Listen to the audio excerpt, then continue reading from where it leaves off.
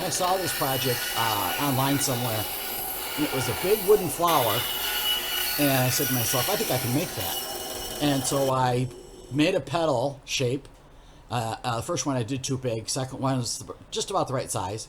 And I cut these out of those cedar planks that were like 1 inch thick by, I don't know, 5 3/4 inch wide. But there it is. It's, I think, 20 inches once I put it all together, straight across. So it's quite large.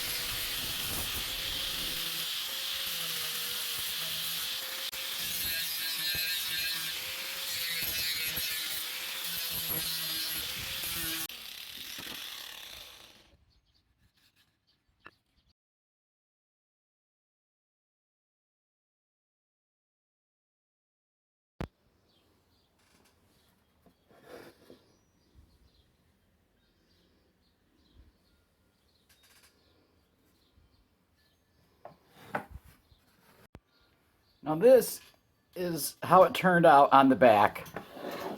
And here's the front, which the front is beautiful. Exactly the way I kind of planned it. But the back came out a lot uglier than I planned it. One of the reasons is I don't have the right nails. I just kind of have a little mishmash of nails because I usually use screws. But this was too small to do with the screws, so I had to use nails.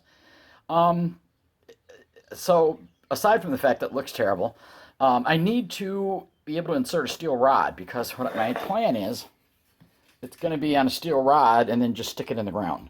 Not wooden, because some of them I've seen, they made like a wooden stem and then stuck it in the ground. But as I know from previous experiments, that wood rots. So this is going to be better that I put a steel rod in it to put it in the ground. After it's done being painted and everything. But where would I put the steel rod? And then, of course, the idea came to me, I'll hide the back just like the front. So I made another piece of wood, and there. So that's the back now. And now I also have the thickness I need to insert a steel rod and then be able to put it into the ground when it's done. Okay, here it is. That's the front. And that's the back. I decided to go with more of an orangey center. I thought it looked better with this purple. And then, of course, there's glitter all over it. There's a good shot of it showing the glitter. And this is that varnish that's good for outside. It's Spar. That's it. Spar urethane. And I'm putting a coat on it, and then I'll wait for it to dry, and then I'll put another coat. It's got a lot of small areas I need to get into. I want to make sure this thing is sealed good for to last outdoors. It's so hot and humid. It didn't dry yesterday. I had to leave it sit overnight to dry. And this morning I was able to handle it.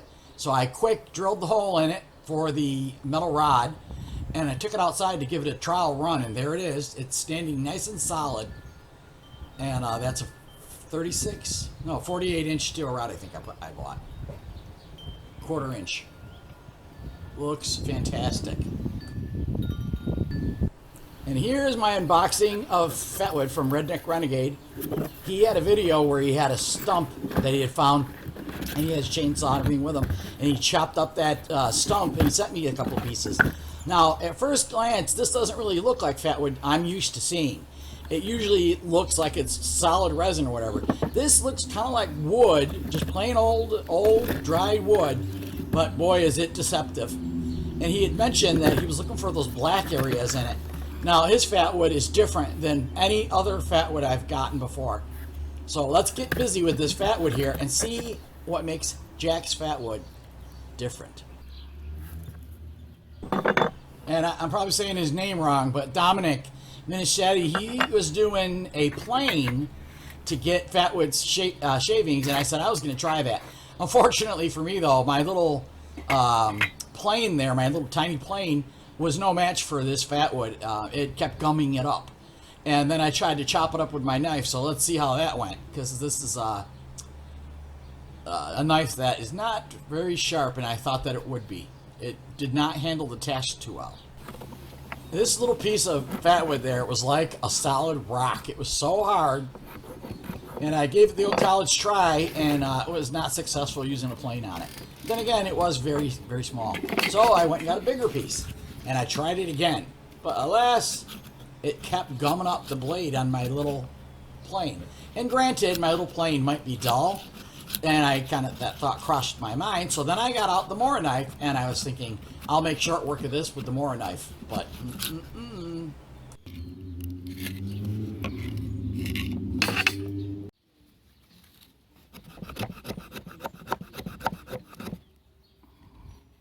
now, this Mora does have a 90-degree spine, but it was a struggle with this wood.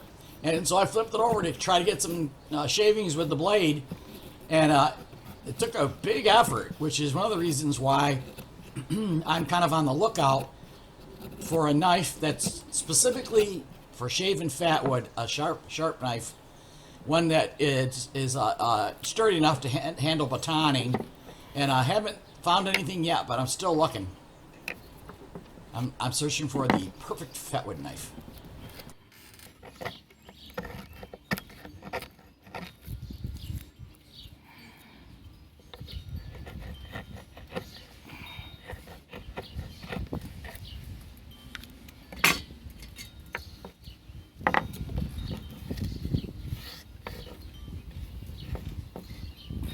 I finally resorted to using my high-speed steel striker to get some shavings off this chunk of that fatwood. And that's the only way I was going to get it, because that knife wasn't doing it, and certainly the little planer wasn't doing it either.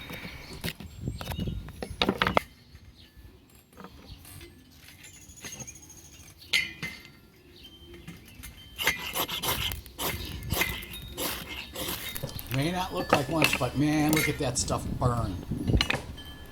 Had to move my camera so I wouldn't get my lens all sooted up.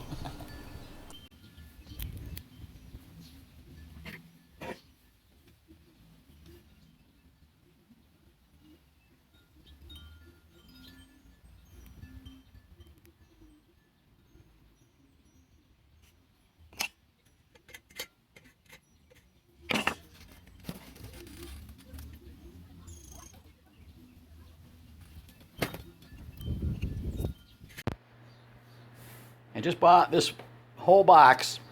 I don't even know what's in it, but I said to the woman, my neighbors across the street are having a lawn sale. I said, how much for this box? I said, are you trying to sell everything separately? She goes, well, we were going to try to sell it separately, but she goes, you know what? She just looks at this one wrench, and she says, I don't know, how about 10 bucks for the whole box? I said, sold. So let's together look and see what's in this box. So right off the bat is one of those. I can't tell. Yeah, it's got a magnetic on it. I've got a smaller one than this that I use all the time, so it's nice to have a second one.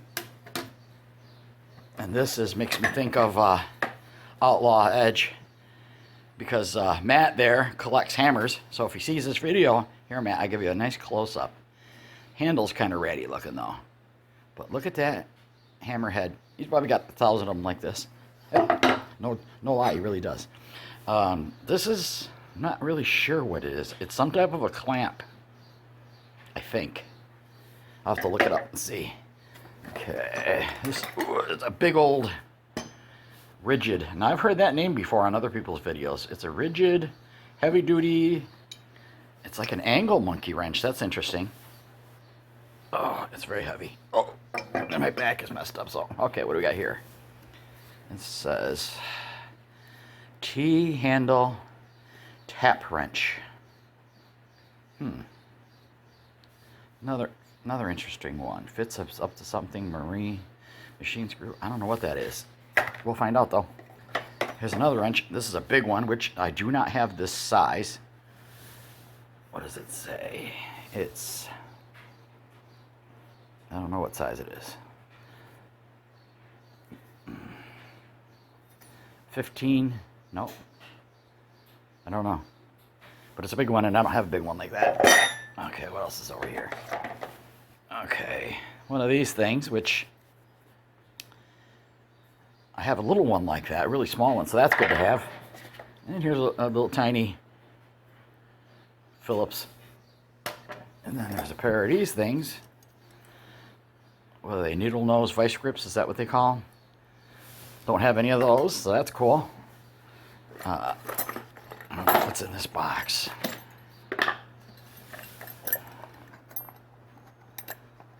have no idea what that is. But I have a feeling it goes to something else. Yeah, don't know what that is. I'll set that right there.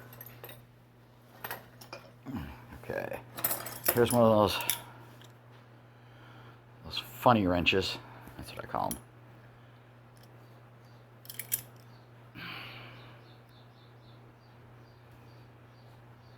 Put him over there. Let's get back over here. Something in a bag.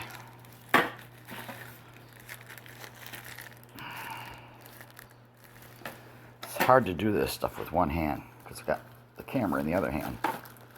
You know what I'll do? I'll just take that, open that up in a minute, and I'll come back to it. Oh. I thought that was the handle to something. It turns out it's a funny little flashlight. I'm sure it doesn't work. Yeah, of course not. It needs batteries. I'm sure I have batteries. I can try that out. Oh, here's another wrench. Huge one. I do not have that size either. There's another one. This one says it's 15/16. Big wrench. Here's another one. Oh, I like this one better. This one's Crescent, which I've heard of that because the factory in Jamestown is called Crescent Factory. Crescent Tool. Okay, here's a little pair of, it says Klein Tools. It's a wire stripper. Very nice, like that. Can never have enough of these things. I only have one of these, now I have two. Oh, take that back. Now I have three. This is a keychain, I guess. Put that over there. Ooh, another wire stripper. Nice. Cool. Let's see, a socket. I don't know if this is what everybody else calls it. I call these spark plug socket because they're long like that. A cute little brush. Don't know what I'll do with him. And then, 1, 2, 3, 4. Cute little guy. 5. 5 more inches. There's another Phillips. This is a little socket thing. And then there's I don't know what that thing is.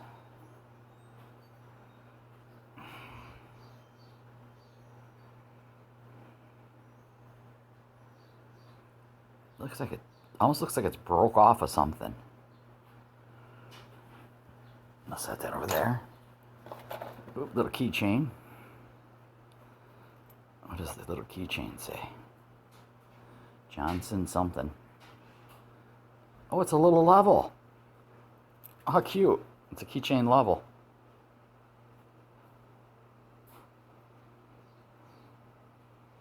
That's adorable. Okay, and then there's a pair of... Ooh, these ones are neat. They look kind of like mine, but sharper. Snip, snip. And then lastly is a little pair of pliers. So there it is. That's what was in the box. Now let me turn the camera off for a minute and I'm going to open up that package. Okay, here's what was in the package. These are absolutely beautiful. And there's 4 of them. They're like an antique-y, I would say copperish look. Really pretty. If I tried to buy these in a store, easily would be more than $10 for the 4 of those. And there's 4 right there with all their screws. There it is. What do you think, guys? Was that worth 10 bucks? I think so. Alright, so I got my little phone holder up so I can show this. I don't know what this is, but I was playing around with it, and this comes out, and there's all these other ones. This, I don't even know if it actually goes with it. It's clearly something for a piece of machinery. And I don't know that it belongs in that box, but these things are all the same, but appear to be different lengths. And then there was like, I was messing around with this part of it. and it moves. This turns, and I don't know if I can show you. There's numbers going along, 0, 1, 2, 3, 4, and then you turn it. You can see number 5 now, and I keep turning it. Let's see if it goes to 6. No, that's the end of it, because there's like a little notch. And then at the same time, there's numbers here too. That says 0, 20, 15, 10, 5, back to 0. And then it says something there, but it's really small. I don't know what that says. My eyesight's not that good. But I see there's like a little collet looking thing. And it was like that. And then there was one in there. And then I noticed that you tighten this up. And then it doesn't come out. It holds it. And then there's, like I said, it moves and it goes. So I'll keep going here. I'll cover up. It went to 5 going this way. But if you keep turning it, it's going all the way back.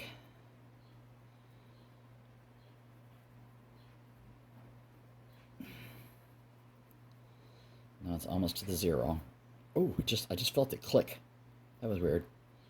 So now it's all the way back down. So I don't have any idea what this thing is. And the box has nothing on it. So I don't know if it came with the box originally. If anybody knows what that is, feel free to let me know. So there you have it, $10 box.